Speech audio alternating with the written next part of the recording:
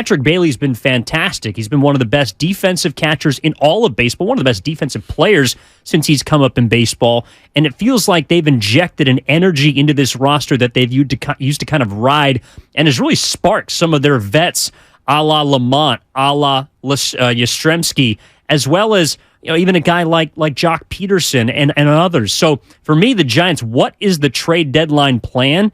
To me, it's not an all-in, but it is a recognition of where you are at this point in the franchise's kind of development. And to me, next season is the one that has got to be the all-in type of year to me because of the way that they sort of set the stage so far right now. They're playing great baseball. And to me, if I'm looking at what they do currently, maybe better than a lot of teams, they take care of business against the teams they're supposed to beat. You are supposed to take a series from the Pittsburgh Pirates. They took all 3. Now, you got 4 games against Cincinnati. And Cincinnati looks good. Cincinnati is good, so I'm looking forward to this. And then, of course, tonight. Washington. You winning that series? We'll find out. Detroit on the back end. They are right now amidst a tough road stretch, but I can identify a team that has formed an identity, and now it's about adding around kind of the margins, which seems to be what Farhan loves to do.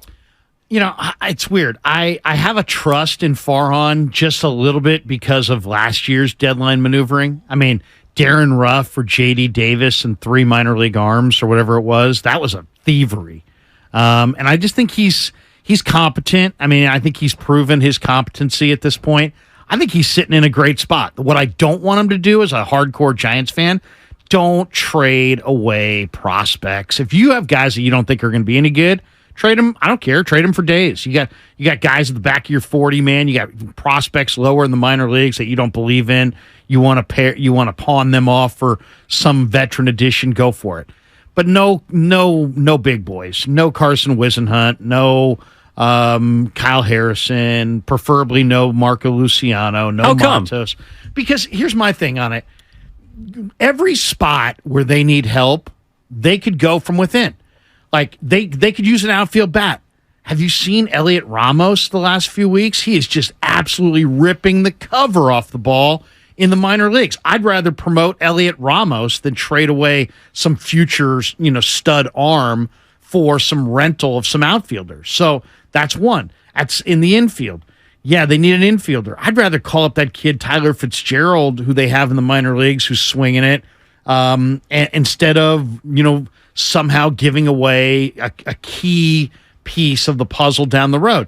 Starting pitching-wise, I mean, read today, the Dodgers want Lucas Giolito. I would love to have Lucas Giolito, but I'm not willing to move Carson Whisenhunt and Kyle Harrison. My point is we're now getting to the point where you've got a choice. You can trade these guys, these prospects, for vets, or you can just call up more young guys and go the youth route. And Evan, I'd rather see them go the youth route. I'd rather see them call up Whisenhunt, call up Harrison, call up Fitzgerald, call up Ramos, roll with that, see how far it gets you. I'm not about moving any of these big time foundation piece prospects because of where they're at right now. I would show more patience. I think it's the smarter play.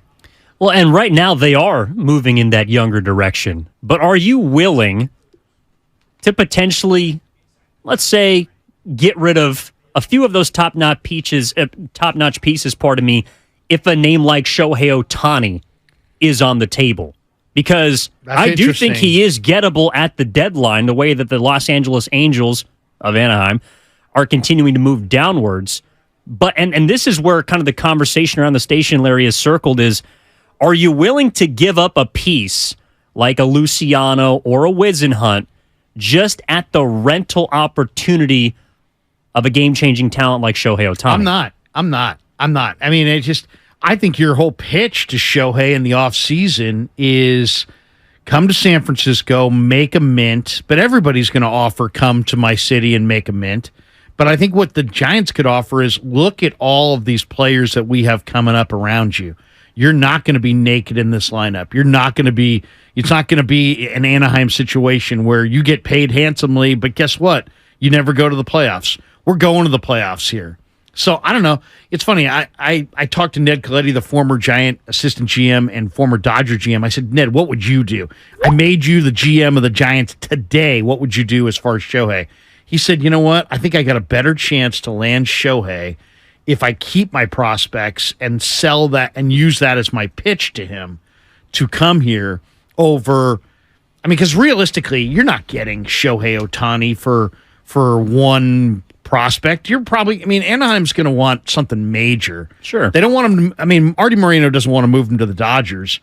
But so, let's say the Dodgers are one of the teams. But, I mean, I think, I read today the Yankees, if they want Shohei, they're going to have to offer their number one outfield prospect, Jason Dominguez.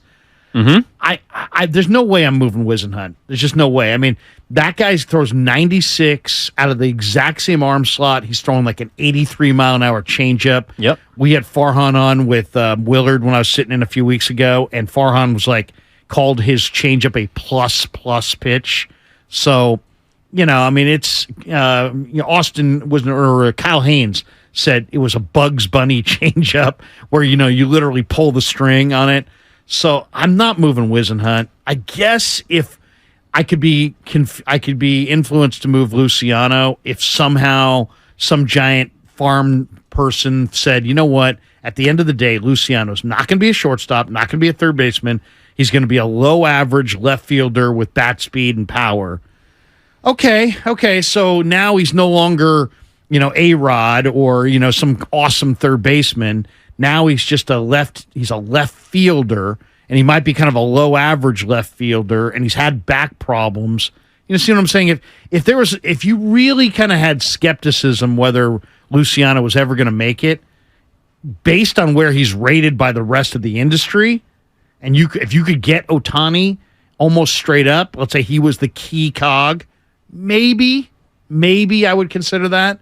But even that, I'd have to have multiple Giants farm people say, you know what, Luciano's not going to be the next awesome thing. He's just going to be solid. Kruger and Giddings in for Steiny and Guru. Steiny's going to be back tomorrow. Daryl the Guru Johnson will be back as well, coming up in 24 hours on Tuesday. But what we're talking about here, Larry, in my opinion, is an opportunity to make the pitch. Now, I'm generally inclined to agree that you should not mortgage your future for the chance at a 2-month rental. However, the San Francisco Giants right now have, depending on which gambling site you look at, the 4th or 5th best odds to land Otani at the deadline. You're looking at teams like the Dodgers, the New York Mets, the New York Yankees, the Seattle Mariners also in the mix. I imagine all of those teams, in addition to the San Diego Padres, will be in the running for his services come this offseason. If you're talking about Shohei Otani, and Alex Cobb said he's going to be a San Francisco Giant, I don't know if I believe that, but what he said matters to Shohei Otani is winning. If you, and even if it costs you multiple top-flight prospects, can get Shohei Otani onto a team that's the best it's been this season, that appears destined for a postseason run, no matter how long or short it's going to be, they're in the commander's chair for the wild card spot.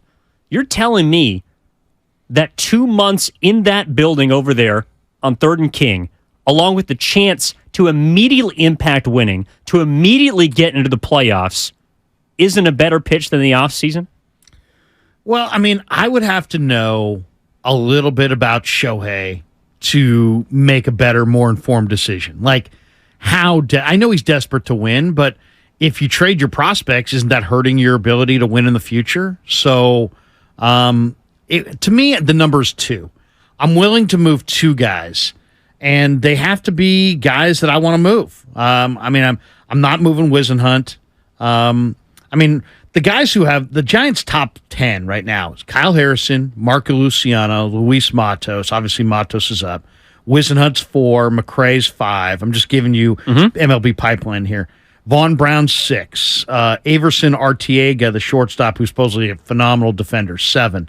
Reggie Crawford, the two-way player, who's looked really good from University of Connecticut. He's a left-handed pitcher. He's a left-handed power hitter.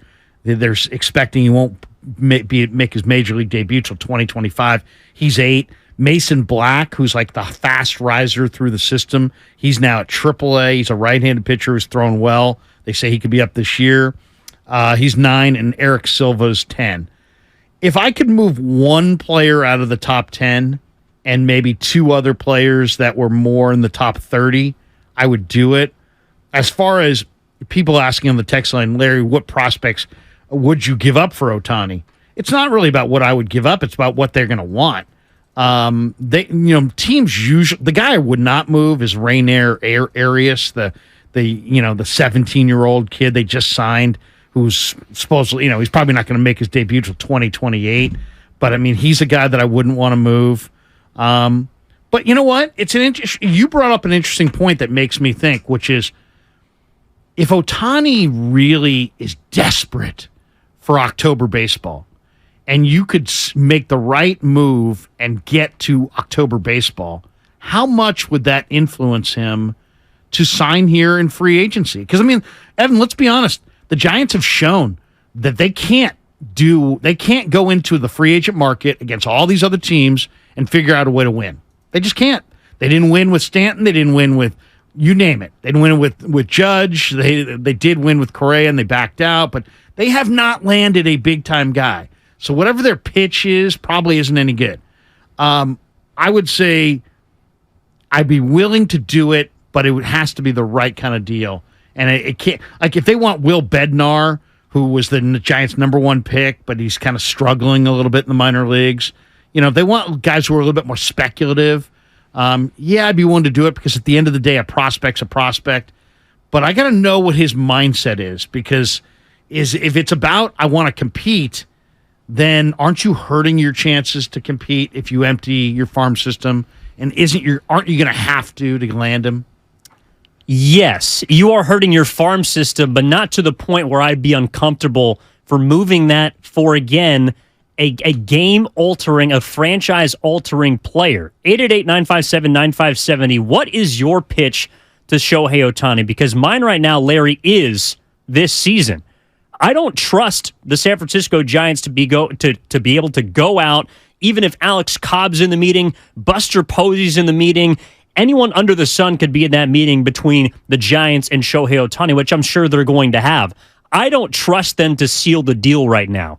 I know for a fact that the Los Angeles Angels are willing to move Shohei Otani if the package is right. And again, you don't have to give up potentially half your farm system. You have to have a better offer than the next man, which right now it sounds like no one wants to give up one of their top guys. So it might be 2 of your top 10 prospects, not 3, not 4, but 2. That might be able to get it done for a 2-month rental. That sounds not great, yes. But again, my pitch is, Shohei, I want you to experience what it's like to play postseason baseball for the first time in your career. He's been in the World Baseball Classic. We've seen him rise to the occasion on that stage. Why not do it in San Francisco for the final 2 months of this season? Prospects be damned, and give yourself an opportunity for the first plate at the table to present to Shohei Otani with a bundle of cash and say, not only can we pay you 10 years for whatever, a blank check that we're going to write to you, but we also have had 2 months to get you in this building, see what the culture's like, get you with a cast of players that can complement you and that you can help elevate internally. I think that's the best pitch they have, because, again, I do not trust them to get it done in free agency because I haven't seen it. If they trade for him now, I think that gives the Giants the best chance to retain him in the offseason and also potentially give yourself a chance to make a run in October, because this is an average offense right now statistically. Shohei Otani automatically catapults you into the top 10. This is quietly a pitching staff that has been top 5 in the NL, but is missing what? A third starter, or even maybe a #1 starter, according to some. Shohei Otani fits that bill.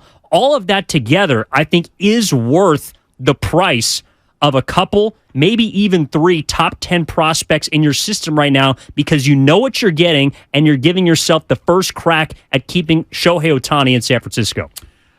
I mean, there's got to be some dialogue. Like, does he want to live in Northern California? Is he committed to living in Southern California? I mean, there's a lot of speculation that the Dodgers are #1, #2, and #3, and that he's going there. So I want to know before. I mean, I'll say this: if if I felt like, is there a price tag? It's his agent's Boris, right? Is there a price tag that Boris would bypass free agency for?